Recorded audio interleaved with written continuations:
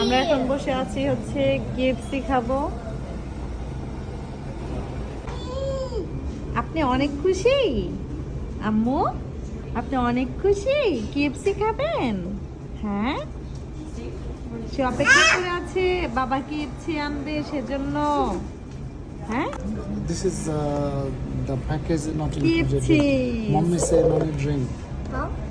So no need drink. This is you guys can keep the fries.